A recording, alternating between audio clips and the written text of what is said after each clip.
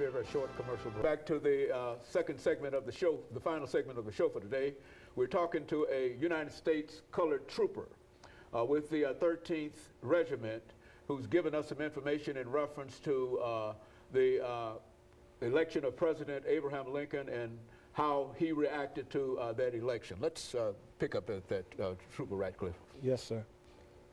Well, as I was saying, Mr. Lincoln saw that the key to keeping the nation together was to put down this rebellion, as it were.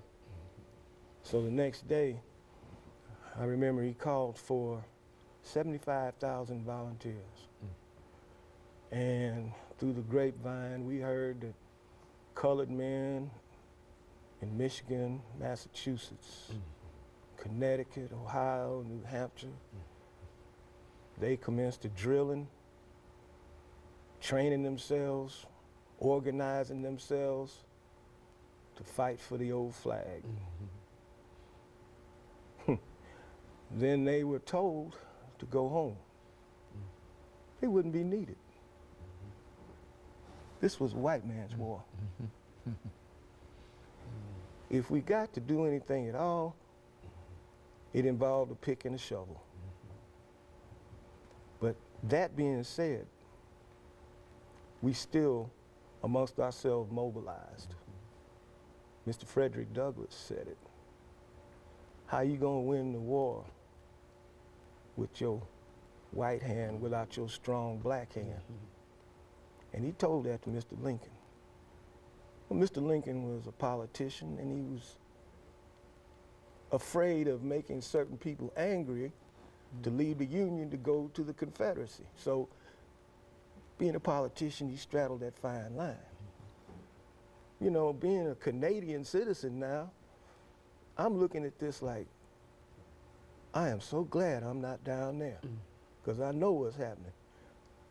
I didn't have an attack of selfishness, but I sat with my daddy one night on his porch, and we were drinking iced tea and talking about the situation. And he brought to my attention, he said, Lord, I'm thinking very much about our relatives, our kinfolk and relations. They're in Virginia, the ones in South Carolina, your grandparents we left in Tennessee, your great aunts, you know, I don't know what's gonna happen to them. And I studied on that for a minute, and I remembered how my grandparents played with me while they were in the fields. I remember how my great aunt used to drag me around with her when she was doing the Mrs. Wash. I go in the big house and sit with her, and she sang Negro spirituals. And I went home and I sat and I looked at my wife. She didn't know I was looking at her, how beautiful she was. And my 3 beautiful children, my 2 sons and my daughter. And I said, Lord, I've got it made. We made it, you brought us out. And then I had to ask myself, am I gonna be selfish enough to stay here with all what you gave me and forget about where I come from? It didn't take long. I went outside and I stood looking out over the river and the canal, and I watched the little boats going down through there, and out of nowhere, one streak of lightning came from the water, went up. I took that to mean from south to north. That streak of lightning was all I saw. And then I knew what I had to do. I talked to my wife. I had to talk to my children. I told them I gotta leave them for a little while. I gotta go see about Grandma and Papa. I'll be gone for a minute, but I'll be back. So myself, 7 of my friends, all good, strong black men, they left the businesses and their families. We jumped on a train from St. Catharines, went back south, crossed back into the United States. We met a man named William Steele, prominent black man, Philadelphia. gathered up about 25 of us, and we went to a place called Reedville, Massachusetts. I enlisted. This was right after Mr. Lincoln had signed Emancipation. He didn't free all the slaves, just the ones in the states that were fighting. He had to watch Maryland, Delaware, Kentucky, and Tennessee. Tennessee had went to the Confederacy, so he had to hold those three, Kentucky, Delaware, and Maryland, because they surrounded Washington, D.C. So he was needing people. They had lost the Battle of Bull Run. They got the clocks clean in a place called Antietam, Maryland. They could have won, the war would have been over, but they had bad generals, so they lost. Black men had already been in combat out in Kansas. An outfit called the 1st Kansas Colored Volunteers. They were fighting the Confederates in 1861. We heard about them. We joined a unit, the first one raised in the North, put together by Frederick Douglass, Governor John Andrew, 54th Massachusetts Volunteers. We weren't relegated to shovels and picks like they wanted. We went down to South Carolina, went to a place called James Island, had my first stand-up battle there. I was lucky. I thought I'd had it. I had bullet holes in my pants and my coat and my hat. I got through it.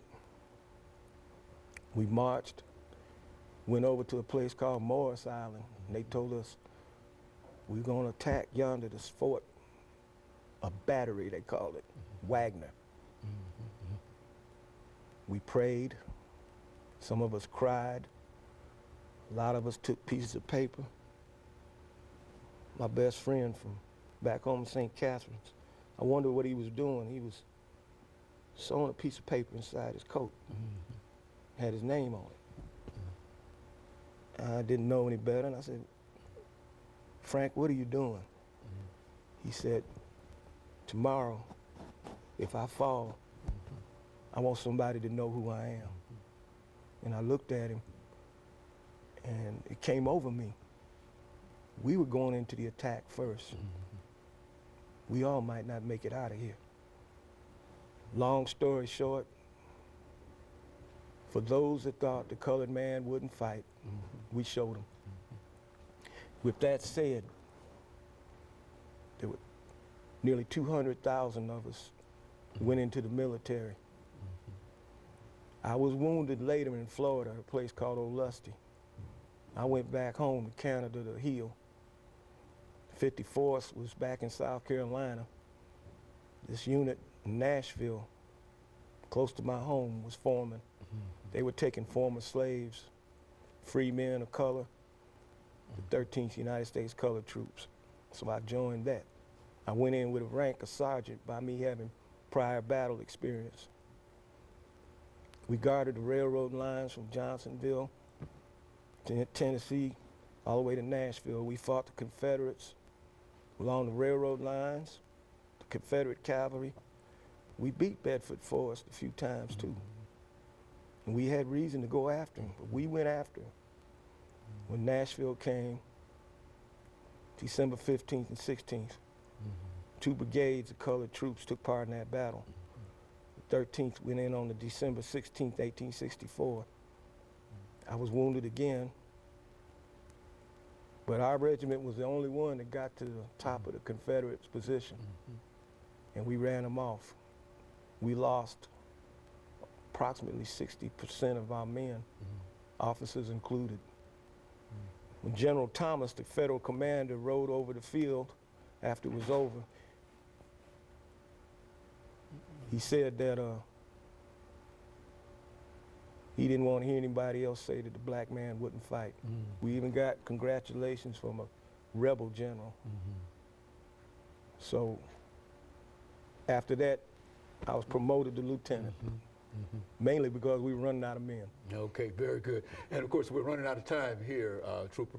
And I just want to thank you for remembering that information for us as a people and, of course, as a country, to know that in a real sense you are an example of what it took in order to really emancipate Africans. President Lincoln issued the Emancipation Proclamation. Yes, sir. But it was the Battle of Nashville and those battles that you and others participated in that really emancipated all of us. And I want to thank you for that. And I also want to encourage our audience to tune in again next week for another informative edition of Comments. Thank you and good morning.